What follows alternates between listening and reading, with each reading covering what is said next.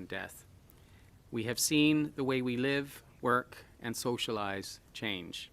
The public health measures that have been implemented have been necessary and have saved lives, and they have come at a cost to our mental health, our well-being, and our livelihoods.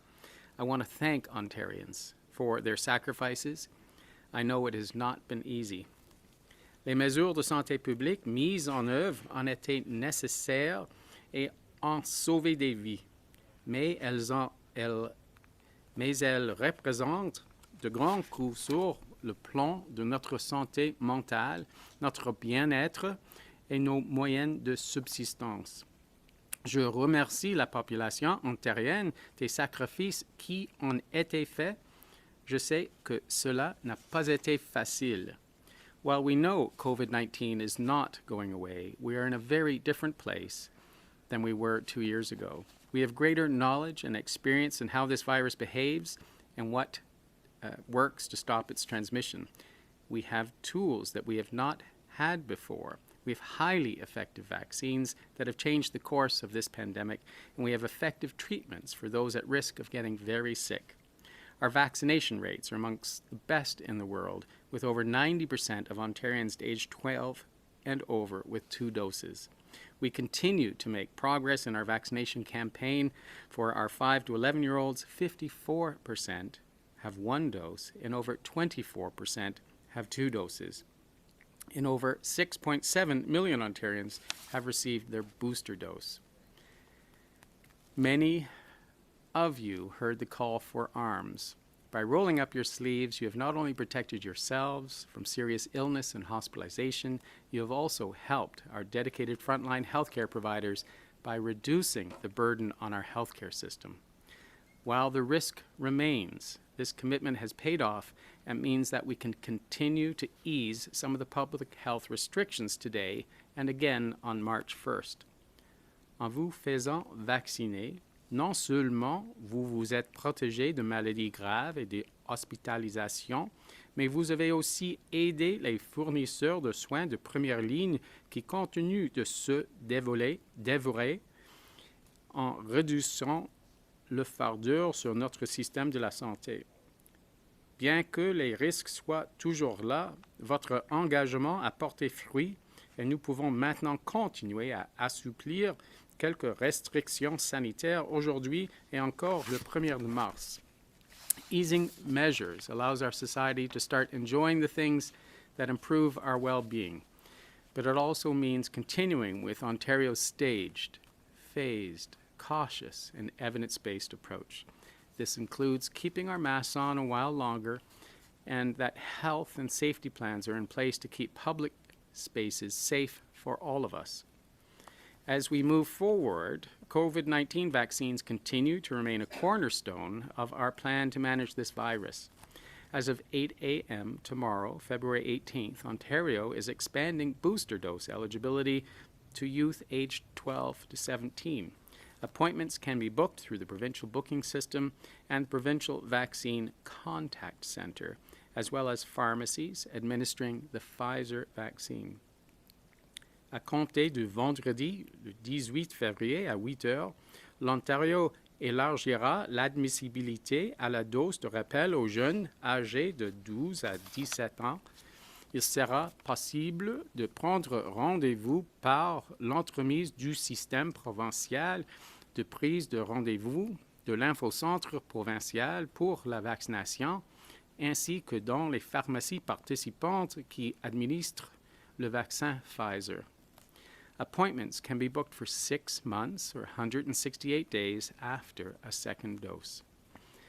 Boosters are an effective means of reducing your likelihood of becoming seriously ill from COVID-19. There's also now good evidence that vaccination cuts your risk of developing long COVID syndrome in half. Even if you have had COVID in the past, getting vaccinated is still recommended as it provides better protection against future infection. And it's never too late to get vaccinated with your first, second, or booster dose. We have observed continued improvements and stabilization in key public health and health system indicators.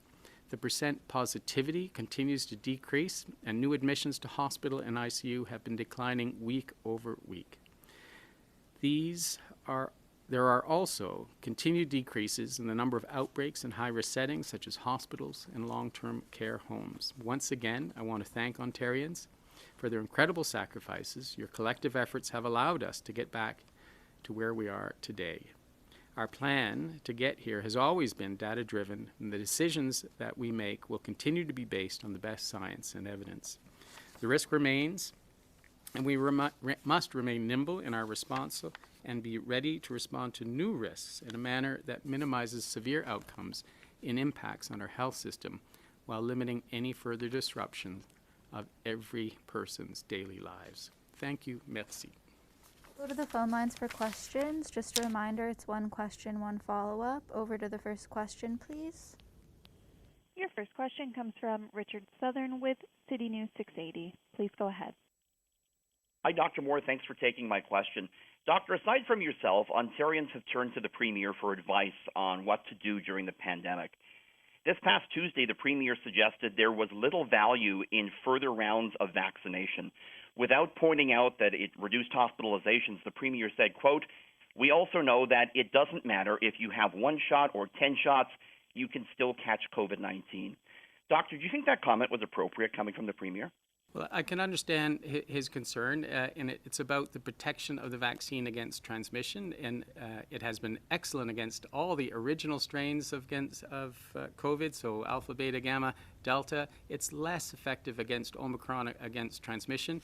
The good news is for this vaccine that the protection is excellent against severe outcomes, and I think that is what really needs to get highlighted. A third dose is over 90% effective against admission to hospital, admission to the intensive care unit, and or death. 2 doses is still excellent, but 3 doses are better. 2 doses is around 80% effective against severe outcomes, hospitalization, ICU, and death. So I think that's the story that really needs to get told. Yes, the vaccine with 3 doses is around 60% protective against getting symptomatic COVID-19 disease, but it's excellent against the severe outcomes. Follow-up. As we begin to loosen some restrictions today, we're learning that wastewater analysis shows that the reduction in cases has plateaued. Can you speak to that, and does that give you any concern right now, Doctor? No, I think that's excellent news. If you look at the epidemic curve of that data, it really shows we've reached our peak several weeks ago, and that correlates to our rise in admissions to hospital, which peaked in the 3rd week of January, and they've been coming down ever since. So yes, they're plateauing, but they're plateauing at a very low level, and hence I do think that the peak in risk and the peak in activity of Omicron is behind us. There remains a risk. There remains a risk of transmission every day, and hence the need to continue to wear our masks at present, but we'll review the evidence of when we can further reduce that public health measure of masking in public spaces, and everyone should make a risk assessment, especially if you're vulnerable to this virus, if you're elderly or immune suppressed. Please continue to come forward and get vaccinated, as it protects against all the severe outcomes. But I think the worst is behind us, but there is an ongoing risk. I don't think, and I've had conversations with those experts from the science table, we'll have a significant rebound in activity or impact on our healthcare system. I do think the worst is behind us. Next question. Your next question comes from Charlie Pinkerton with Queen's Park Briefing. Please go ahead. Hi, good afternoon, Dr. Moore. As part of the government's plan to end its mandatory proof of vaccination system on March the 1st, I'm of the understanding that the vaccine mandates and soft vaccine mandates for other professions will continue. Have you begun thinking about when these should be ended? And if so, could you sort of explain where you currently stand on these requirements? Well, thanks very much for that question. Yes, we're reviewing all directives and letters of instruction that we've put in place across multiple sectors in Ontario. We do think the highest risk is behind us, that we're heading into a lower risk environment, and that the need for vaccination policies across Ontario sectors, whether it's health or in colleges and universities, is no longer necessary. So we've started those conversations just in the last couple of days of when we will remove the immunization policy requirement for colleges and universities, for other workplace settings, as well as in the healthcare system. I do think we should align their removal with the removal at a population level, so on March 1st. That may be early for some organizations, but that's my goal, is to have those immunization policies removed by the 1st. They have done their intended purpose was to improve immunization, to further protect Ontarians. I thank all Ontarians that have come forward to get vaccinated, but they have served their purpose to protect us, and as any public health measure, they have to be removed in a timely manner. Follow-up. Yeah, so am I following you correctly then that these other, again, when I'd asked about the other vaccine mandates for professions, essentially, that they could be gone as soon as March 1st? And then just on top of that, various public health measures have come and gone during the pandemic, of course. Once the proof of vaccination system goes away, being likely the most significant, one of the most significant measures brought to date by the government, do you ever see yourself recommending it return, or is that it for this system?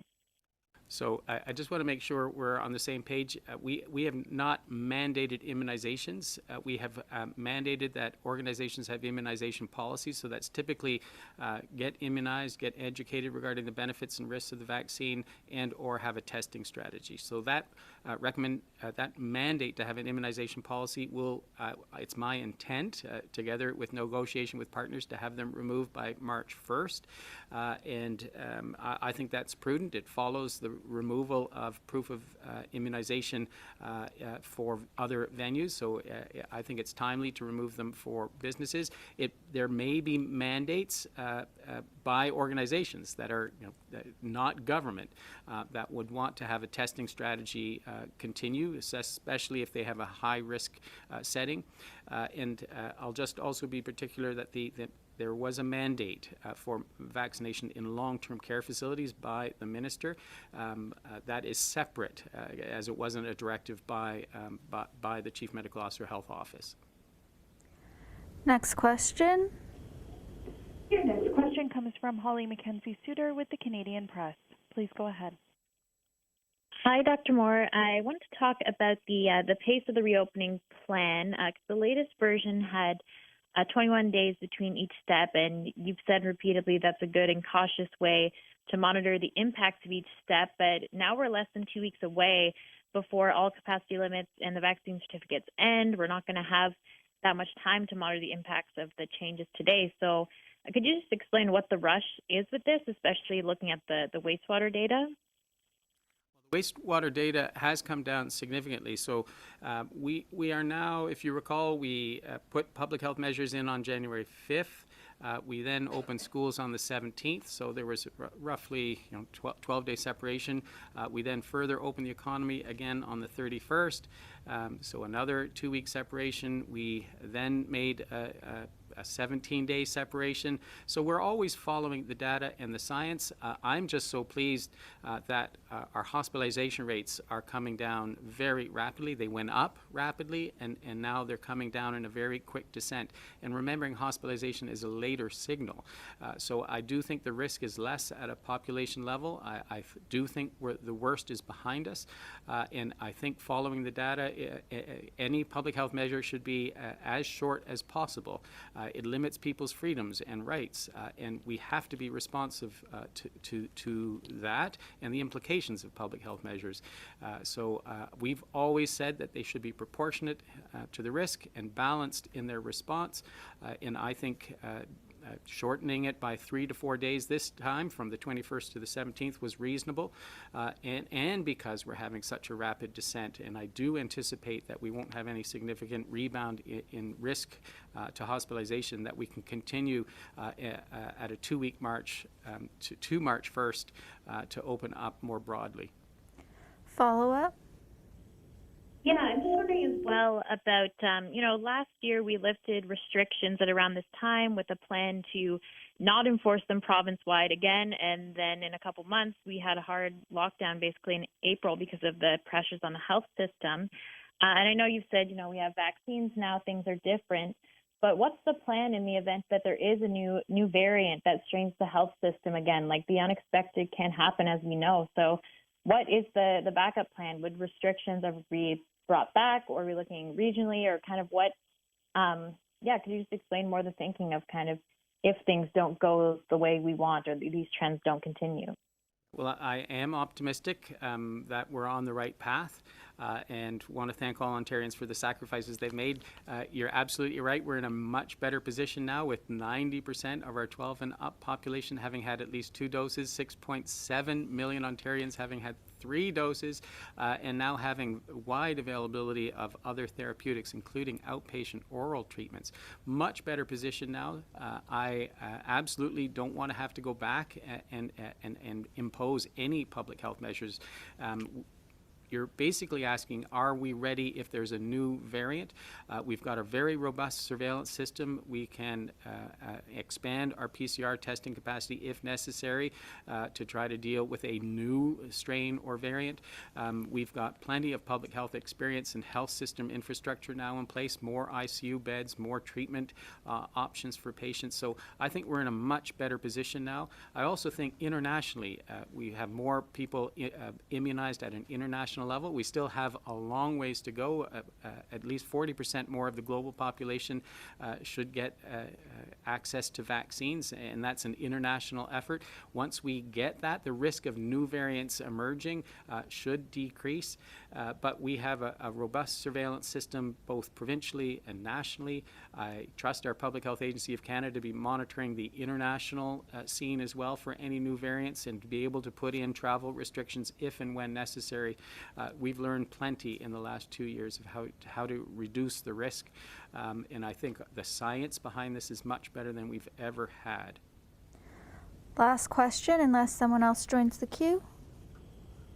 Your next question comes from Jeff Gray with the Globe and Mail. Please go ahead. Oh, hi, Dr. Moore. I just wanted to ask about the timeline for lifting masks. You've mentioned, I guess, the 2-week period between restrictions that when they're lifted and so on to see for the impacts. I think you've mentioned also a possible level of a rate of 10 per 100,000 in infections. Is there a criteria on when you would look at lifting masks, and would you do it across the board, or would we leave them in schools and on transit and hospitals? Or can you talk a bit more about when that's coming and what it'll look like? Well, thanks very much. It's a great question, Jeff, and we're actively working on that.